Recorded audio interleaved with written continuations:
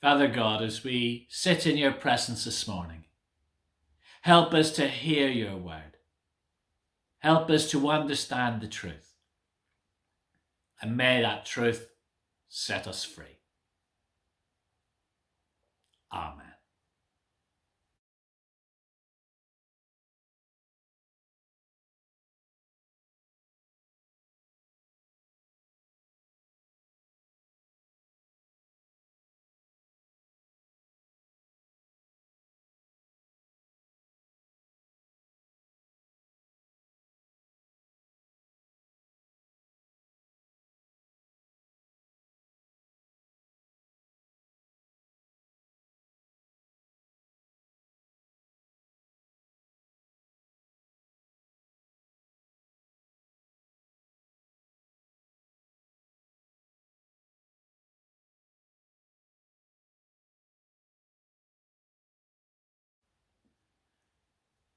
Brothers and sisters, it's been a massive privilege for the church here at Ephesus to be asked to collect together the letters of Paul.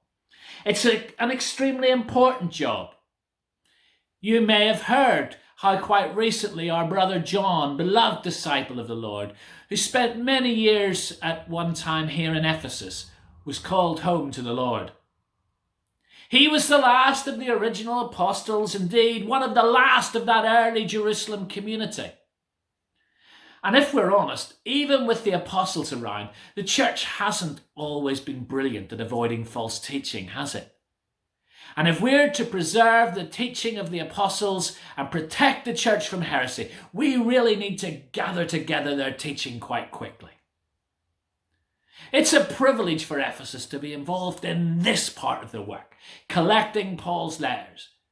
But it's entirely appropriate. Paul spent more time in and around Ephesus than anywhere else in his travels. So we're as good a place as any to collect together his various letters for posterity. And I'm sure you're well suited to the task. As the Apostle John once said about you, you're known for your hard work, your perseverance, your defense of sound doctrine. And I commend your desire to make a good job of this. But I understand you have some concerns about this little letter I offered for inclusion. What was that? Yeah, you're right. It doesn't deal with any great heresy like Galatians. And no, you're right. It doesn't point. There's no great doctrine hidden in it. It's a very personal letter. It's not even to a church as such. But I don't think you could deny it has a very strong teaching element, can you? And okay, I hold my hand that I declare a personal interest. Although, to be honest, I never thought I would see the day when I'd argue to preserve anything associated with Philemon. There was a time when I hated that man. I despised the fact that he owned me. He could tell me to do what he liked. He could do with me what he liked. Not that it got him what he wanted, mind. In fact, I always did as little as possible, just enough to avoid a beating. And there were times when I deliberately got things wrong and misunderstood just to spite him. I'd get pleasure from watching him flare up and then he'd shout at me. And to think Onesimus means useful. Why would anyone give a worthless piece of dirt like you a name like that? Useful? Useless, more like. And then there was a day when Philemon came back from a business trip. Whilst he had been away, I had been giving Archippus, his son, the runaround. He liked to try and throw his weight around, but he didn't really carry any authority. He threatened that he'd tell Philemon when Philemon returned. But before Archippus got the chance, Philemon introduced us to some guy called Epaphras, who would be stopping for a few days.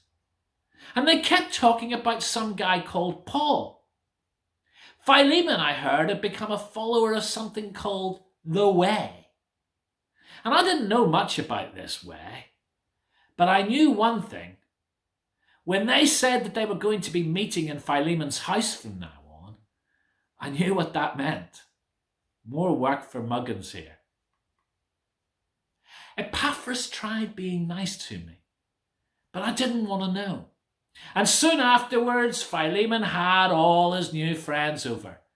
And I never even made it through the first feast. I hated him so much. I couldn't stand to see him so happy. And it was bad enough that he was looking after all his rich cronies. But most of this lot, they were slaves like me. And I found myself thinking, why am I having to look after them? I knew where Philemon kept some money, a good stash of it. And whilst they were all partying, I did a row. I made it all the way to Rome. And I remember that initial thrill, the sounds of the Colosseums, the smells of the cooking, and a little of old Phil's money to enjoy it. And I'd count it and think, who's useless now? And anyone can get lost in a city like Rome. And for a while it was great, until I ran out of money. But run out I did. And soon I was back to begging and stealing just to make enough to get by. And suddenly freedom wasn't all it was cracked up to be. Then one day I tried to rob this young bloke. But he caught me. That was it, I thought. I've had it. Rome doesn't take law-breaking lightly.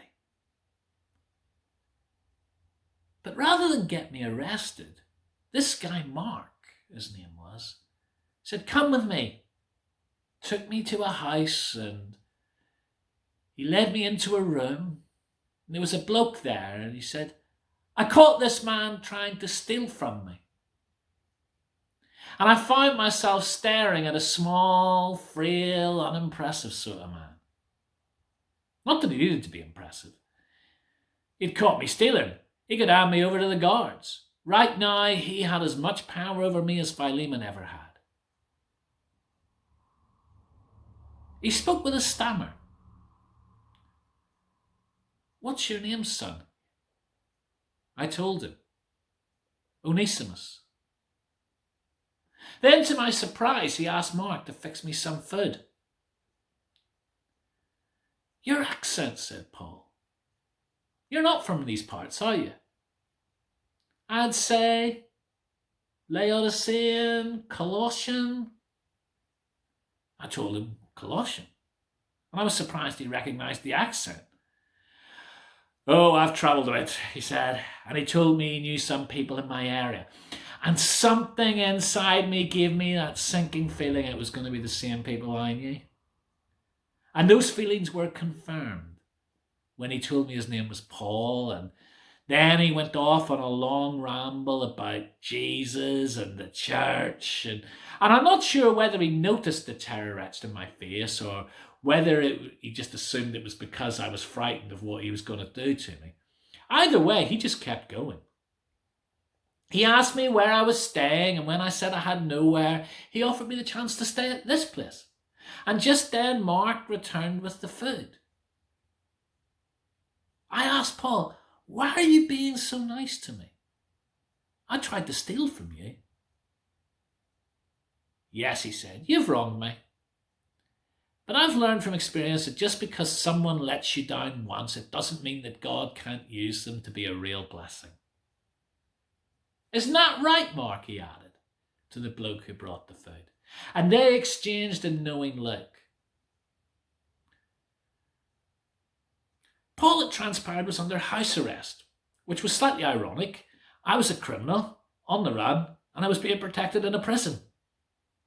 But I stayed with Paul for some time. At first it was because I had nowhere else to go. When you're a slave, you're not a person. You're nothing. You're just a tool. And well, he could have had me killed. He had my life in his hands. But Paul was different. He treated me with dignity and, well, love. He told me that Christ taught him that there was no difference between Jews and Gentiles, between slaves and free people, that divisions between us were unimportant to God. And I said, I wish the rest of the world behaved like that. And Paul told me that Jesus had come so that the world might indeed one day be like that. Paul's God was so different from anything I knew. Gods are supposed to be all powerful over us, just like Philemon and then Paul were to me. But Paul's God showed his love for us by dying for us in Jesus, even when we had wronged him. And this Jesus came back from the dead, ascended into heaven, and continues his work through the church. And Paul said his part in God's plan was to show Christ's love to people like me. And I learnt of Christ's love mainly through the way Paul showed me it. And that's how I came to know Christ for myself. Oh, I didn't get it all straight away, but I came to see how love had an ability to achieve things that power never could. Whereas before I would have done anything to get out of working for Philemon, I couldn't get enough of helping Paul. And where before Philemon had called me useless, Paul would joke, Onesimus by name, Onesimus by nature. Oh, of course I felt guilty that I hadn't come clean about my past. But I thought there was no way I could go back. If life as a slave was bad, life as a returned fugitive was much worse. I could be made to work in chains. I could be beaten with a rod, a lash, or a knot, or all three.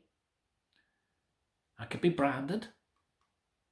And worse, because I'd stolen when I ran away, I could actually be crucified.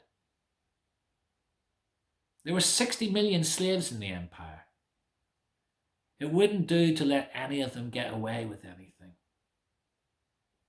Common sense dictated that not even Paul's God could stop Philemon enforcing his rights. Going back was suicidal.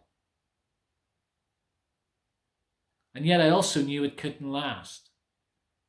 Then one of the churches, out of concern for Paul, sent Epaphras to help him. I was out on an errand when Epaphras arrived. He was chatting with Paul when I came home. And the way he looked at me, I knew the game was up. And the whole sorry story came out. I hoped the fact that I was a new man, part of his church, would persuade Paul not to send me back. But Paul told me that Christ came to help us deal with our past, not simply to escape it. And besides, I knew he couldn't go on harbouring the escaped slave of a Christian brother like Philemon.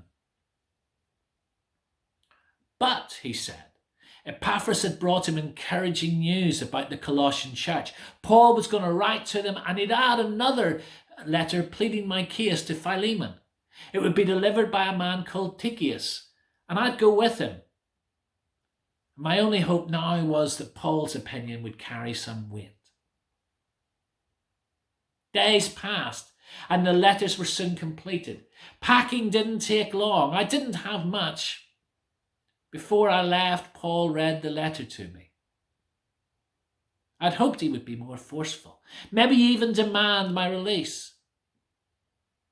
But there was none of that. I shouldn't have been surprised, I know, after all the time I spent with Paul. But rather than using his position in the church to get what he wanted, the letter was packed with the hope that love could achieve what power and force never could. Paul didn't pull rank. Unlike the letter of the church at Colossae, he didn't refer to himself as an apostle. He called himself a prisoner. He could, he argued, have tried to tell Philemon what to do, and he had the authority. But he wrote about refusing to do anything without Philemon's consent. Instead, he appealed on the basis of love. It was as if, like Jesus before him, he was saying, if you love me, do what I ask. And Paul's words were lovely. When I think of where I'd come from and what I was when I met him, to have him call me his very heart, That was precious. And it was there again, that little play on my name. You thought he was useless, but now he is truly Onesimus. But still the full extent of Paul's love hadn't been revealed until towards the end. If he's done you any wrong, let it fall on me. He was prepared to pay for my wrong.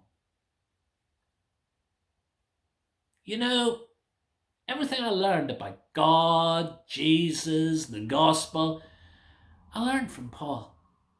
Not just by listening to him, but in the way he loved me, accepted me as his child, and was prepared to pay the debt for my wrongs. When Paul said for him to live was Christ, he meant it. However, I couldn't believe it when Paul asked Philemon to receive me, not as a slave, but as a brother. Now, that didn't mean I wouldn't still be a slave. He was just asking that I not face any harm on my return. And surely, I said, Paul, you've got to know what you're asking. That's scandalous. Philemon would be a laughingstock if he didn't enforce his rights. And Paul admitted he was taking a risk, sending someone he called a son into a place where he might face beating or even crucifixion, in the hope of a response born out of love. I'm sending you, he said, in the hope that although you have sinned against him and you're under a sentence of death, and although he has the power to enforce that sentence, I send you in the hope that his love will limit that power. And I only can believe that will work, because it's what the gospel's all about. Paul appealed to love. Could Philemon have resisted? I trembled as I sat outside Philemon's chamber the day Tychicus brought the letter. He seemed to be in there for an age. And then they emerged. Philemon looked stern. And he began. As the good Lord once almost said, I no longer call you servant. And then he broke out into a smile. Today I call you friend. We embraced and we wept together. The gospel had reconciled us not just to God, but to each other. From that day on, I served Philemon and Paul. The love of Christ achieved what power never could. Through that love, Paul accepted me as his own child. Through that love, Philemon treated one over whom he had absolute power, not as a slave, but as a friend. Christ had even transformed Archippus. That wimpy boy with no authority that I had once known was now fronting the Colossian church and doing it brilliantly. As for me, well, Philemon sent me back to Rome to assist Paul in his work. And through the love of Christ, I served Paul and Philemon, my master, as I would serve Christ. The love of Christ impacted on us all. It made us partners in the gospel. And years later, when Philemon died, I asked for this letter to remind me of what Christ had done for me. And it's remained with me ever since. So yes, brothers and sisters, this letter doesn't refute any heresy. It may not contain any great doctrinal statements, but it tells what God's love has done, of his power to transform lives, of love's ability to do what power never could, and the way grace achieves what law never could. Can you think of a better way of summarizing Paul's gospel? And so I ask you to count it amongst the others. I could, of course, as your bishop, be bold enough to order you to include it. But instead, I'll appeal on the basis of love. And as one without whom I wouldn't be standing here once said, I'm confident of your obedience, knowing you'll do even more than I ask. Grace and peace to you.